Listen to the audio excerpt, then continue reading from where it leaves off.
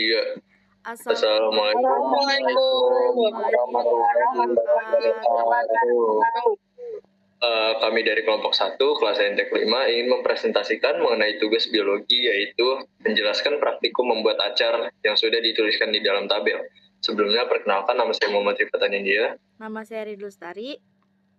Nama saya Rahel Wirdalosi. Nama saya Hanifah Jazain. Nama saya Anastazia Urasari. Dan langsung saja ke materi yang pertama. Nah, jadi bahan yang udah disiapkan itu yang pertama ada nanas, yang kedua ada timun, yang ketiga ada cabai, yang keempat garam, dan yang terakhir gula. Jadi pada percobaan 5 menit pertama itu menghasilkan air yang sedikit dan juga rasa nanasnya dominan manis.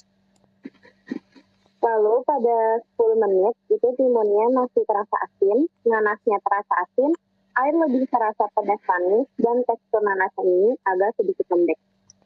Nah, pada 15 menit itu rasa nanas semakin pedas, dominan, asin, teksturnya semakin lembek, timun masih terasa crunchy. Manisnya itu bertambah 2, pedasnya itu bertambah 3, dan asinnya bertambah 2. Pada menit ke-20, air di mangkuk semakin banyak, semakin lama terasa pedas, tetapi timun masih fresh. Manisnya itu bertambah 3, pedas bertambah 4, dan asinnya bertambah 2. Dan di menit ke-25, setelah 25 menit, rasa nanas pastinya semakin pedas dan sedikit manis. Menurut kita sama seperti di 20 menit pertama. Nah, di menit 30, setelah 30 menit menghasilkan air yang sangat banyak di antara menit-menit sebelumnya.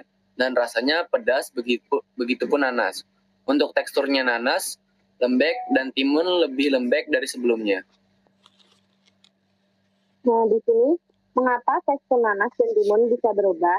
Pada awalnya, nanas yang direndami dalam larutan acar mengalami osmosis, yaitu perpindahan air dari dalam sel-sel nanas, di mana konsentrasi air lebih tinggi, keluar menuju larutan acar yang memiliki konsentrasi yang lebih rendah.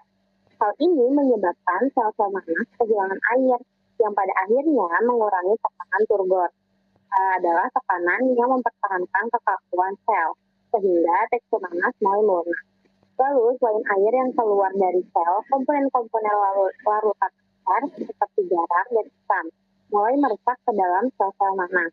Garam dapat mempengaruhi keseimbangan ion dalam sel, sementara asam dapat menyebabkan pektin, yaitu polisakarida yang membantu mengikat dinding-dinding sel mulai melunak atau terdegradasi. Pektin adalah komponen utama dalam dinding sel tumbuhan yang memberikan struktur dan kekuatan pada buah seperti nanas. Asam yang terdapat dalam larutan acar dan dapat melarutkan pektin, sehingga dinding sel menjadi lebih lemah dan sel-sel menjadi lebih mudah hancur. Akibatnya nanas menjadi semakin lembut seiring berjalannya waktu. Seiring waktu, semakin banyak air yang keluar dari sel dan semakin banyak larutan acar yang dapat diserap ke dalam jaringan nanas. Proses ini berlanjut, menyebabkan tekstur nanas yang terus berubah. Pada awalnya nanas mungkin masih terasa renyah, tetapi seiring waktu dan lamanya paparan larutan acar, tekstur nanas akan terus melunak hingga menjadi seperti lembek. Seperti itu juga perubahan yang terjadi pada timun. Nah, mengapa tekstur nanas bisa lebih lunak daripada tekstur timun?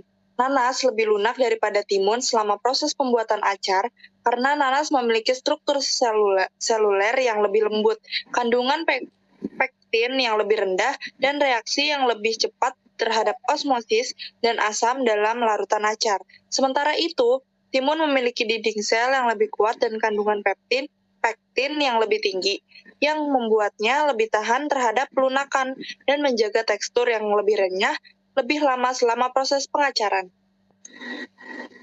Ya. Sekian presentasi dari kelompok kami, kurang lebihnya mohon maaf. Wassalamualaikum warahmatullahi wabarakatuh.